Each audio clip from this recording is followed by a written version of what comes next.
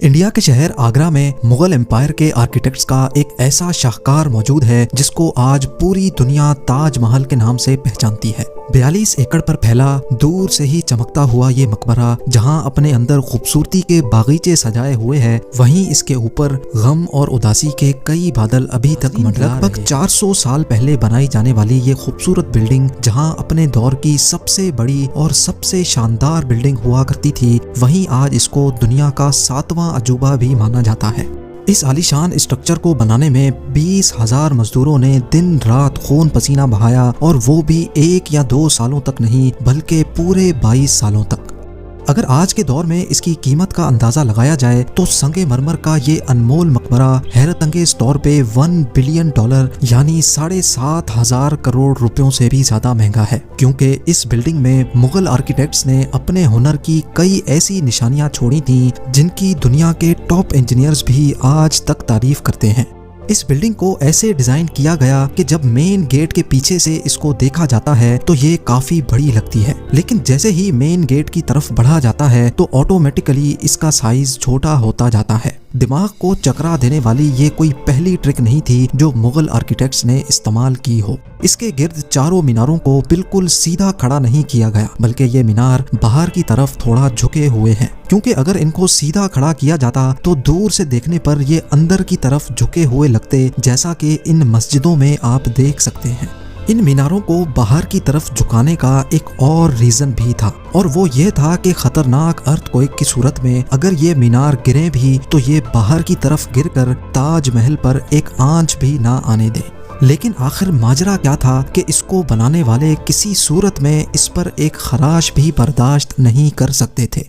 ताजमहल के वो कौन कौन से राज थे जिनको 400 साल पहले छुपाने की कोशिश की गई थी, और जब उस दौर में कंक्रीट या स्टील ही नहीं हुआ करता था तो आखिर इस आलीशान मकबरे और इस पर मौजूद 40 मीटर ऊंचे डूम को कैसे बनाया गया, ये सब और इससे भी ज्यादा आप जान सकेंगे आज की इस स्पेशल वीडियो में। नाजरीन, ये मामला स्टार्ट हुआ था सन 1607 में, जब इंडिया और पाकिस्तान के इस खित्ते में मुगल एम्पायर का होल्ड हुआ करता था। इस दिन मुगल शहंशाह का सबसे छोटा बेटा शहाबुद्दीन मोहम्मद खुर्रम 15 साल का हो चुका था, और उसी की सेलिब्रेशन के लिए आगरा फोर्ट में एक आलीशान पार्टी रखी गई थी। खुर्रम मुगल शहंशाह को सबसे ज्यादा अजीज था, इसी वजह से इसके हर जन्मदिन पर इसको हीरे जवाहरात और सोने से तोला जाता था, यानी जितना वजन शहजादे खुर्रम का होता था उतना ही खजाना इसके नाम कर दिया जाता था। लेकिन इस जन्मदिन पर कुछ और भी खास होने वाला था। मुगल शहंशाह ने शहजादे खुर्रम की शादी अपने एक वकील की बेटी के साथ कर दी, जिसको मुमताज महल के नाम से जाना जाता है। मुमताज और खुर्रम को पहले दिन ही एक दूसरे से बेइंतहा मोहब्बत हो चुकी थी, और उस वक्त ये किसी को भी मालूम नहीं था कि इस मोहब्बत का बोलबाला हमेशा के लिए रहने वाला है। अगले 10 सालों तक शहजादे ने कई जंगें लड़ी और उनमें भरपूर कामयाबी भी हासिल की। इसी वजह से शहंशाह ने खुश होकर उनको शाहजहां के लक़ब से नवाजा, जिसका मतलब है दुनिया का बादशाह। शाहजहां की टोटल 6 बीवियां थीं जो आगरा फोर्ट के हरम में ही रहती थीं। इन 6 में से शाहजहां सबसे ज्यादा मोहब्बत मुमताज से करते थे, और यही वजह थी कि उनका ज्यादातर वक्त मुमताज महल के साथ ही गुजरता था। वक्त तेजी से गुजरता जा रहा था, और 4 सालों के बाद यानी 1621 में मुगल शहंशाह अचानक चल बसे। शाहजहां जो पहले ही मुगल एम्पायर में खासा फेमस हो चुका था और जो शहंशाह का चहीता बेटा भी था, 1628 में यानी बाप की मौत के 7 सालों बाद उसने शहंशाह की गद्दी संभाल ली। पूरी मुगलिया सल्तनत अपने नए शहंशाह से बेहद खुश नजर आती थी। ये वो पीरियड था जब मुगल एम्पायर अपने पूरे उरूज पर थी, यानी पूरे इंडिया पाकिस्तान के साथ साथ अफगानिस्तान के भी कई हिस्सों में मुगलिया सल्तनत का राज हुआ करता था। सारे फैसले शाहजहां खुद करता था, जबकि मुमताज महल पीछे रहकर शाहजहां को मशवरे दिया करती थी।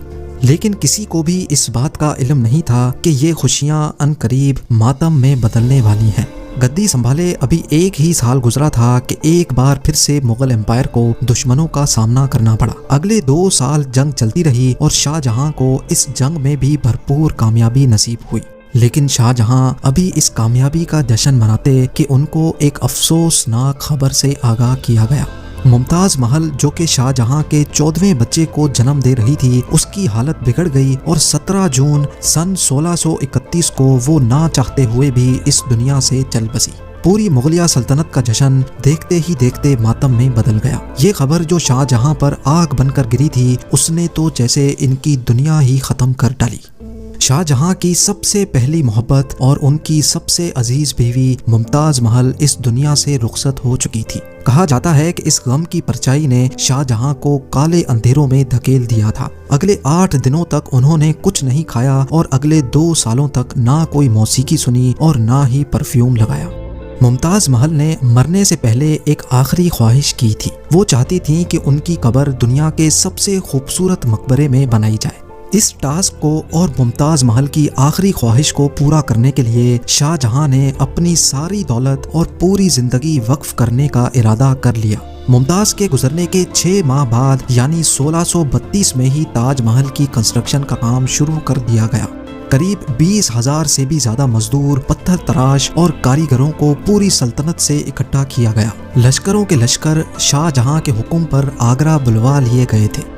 क्योंकि मुमताज की कब्र यमुना रिवर के बराबर में मौजूद थी, इसी वजह से इस जगह पर दुनिया की सबसे मुश्किल टास्क था। रिवर के किनारे जमीन काफी सॉफ्ट होती है और अगर यहाँ खुदाई का काम किया गया तो पानी का बहाव ताजमहल की फाउंडेशन को भी नुकसान पहुंचा सकता था। इस मसले से निपटने के लिए मुगल इंजीनियर्स ने यहाँ सबसे पहले जमीन के अंदर कई कुएं खुदवाना शुरू किए। मजदूर ये कुएं तब तक खोदते रहते जब तक खुश्क जमीन नजर ना आ जाती थी। इन कुओं को पत्थरों और गारे से भरा गया और फिर उसके ऊपर पत्थरों के बड़े बड़े कॉलम्स खड़े किए गए।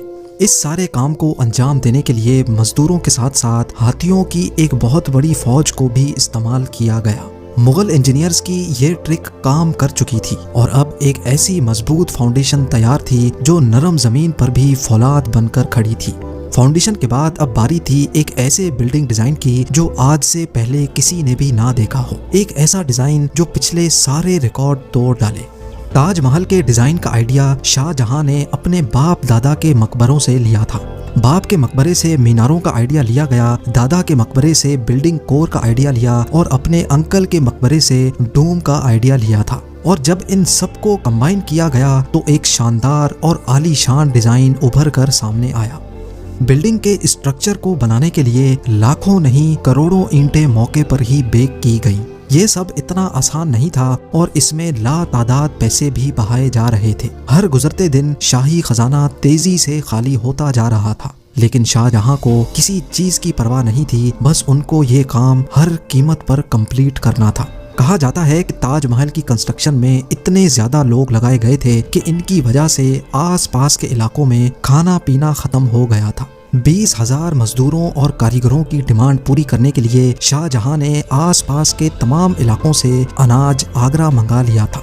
कई सालों की मेहनत के बाद बिल्डिंग का स्ट्रक्चर कंप्लीट हो चुका था और अब बारी थी इसको संगमरमर से सजाने की। ये संगमरमर आगरा से 400 किलोमीटर दूर राजस्थान से मंगाया जाना था, क्योंकि यहाँ का मकराना मार्बल आज तक दुनिया का फाइनेस्ट मार्बल माना जाता है। शाहजहां ने ताजमहल के लिए पूरा मकराना मार्बल रिजर्व कर लिया था, यानी जब तक ताजमहल की डिमांड पूरी नहीं हो पाएगी तब तक किसी को भी ये मार्बल खरीदने की इजाजत नहीं थी।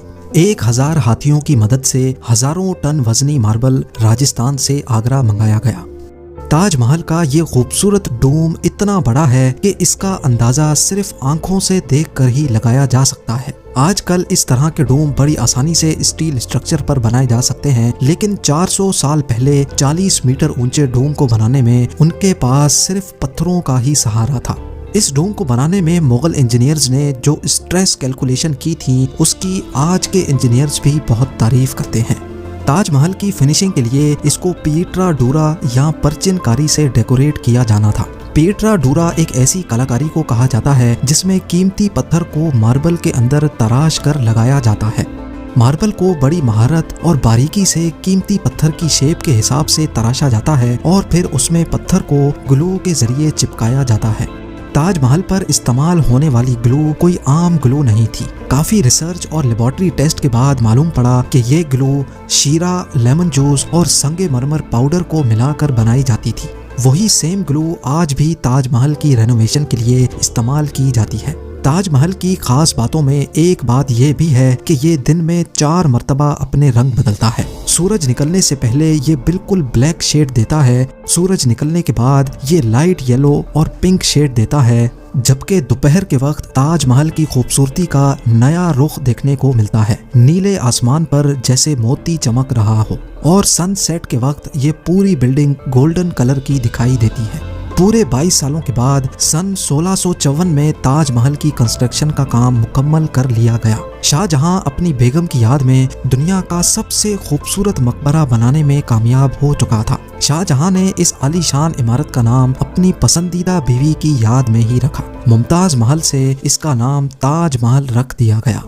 हर साल शाहजहां मुमताज की बरसी पर यमुना रिवर के जरिए ताजमहल पर जाया करते थे। ये ताजमहल की ऐसी एंट्रेंस थी जिसको सिर्फ शाही खानदान के लिए ही बनाया गया था। इस एंट्रेंस की दीवारों पर दिलकश नक्काशी का काम किया गया था, जो शायद सिर्फ शाही आंखों के देखने के लिए ही किया गया था।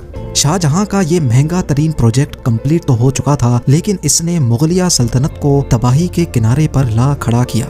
4 सालों के बाद यानी 1658 में शाहजहां और मुमताज के अपने ही बेटे ने शाही तख्त उलट दिया और खुद मुगल एम्पायर का शहंशाह बन गया। शाहजहां जो पिछले 30 सालों से इस तख्त पर राज कर रहे थे, उसको कैदी बनाकर आगरा फोर्ट में ही बंद कर दिया गया। सिर्फ एक फैसिलिटी ऐसी थी जो शाहजहां को दी गई, और वो ये थी कि जिस कमरे में उसको बंद किया गया था उसकी खिड़की से वो ताजमहल को देख सकते थे। 8 साल कैद में रहने के बाद 74 ईयर्स की एज में शाहजहां भी इस दुनिया को अलविदा कर गए। शाहजहां का अब मुमताज से दोबारा मिलने का वक्त आ चुका था और उनको ताजमहल में ही दफन कर दिया गया। उम्मीद है वीडियो भी आप लोग भरपूर लाइक और शेयर करेंगे। आप लोगों के प्यार भरे कमेंट्स का बेहद शुक्रिया। मिलते हैं अगली शानदार वीडियो में।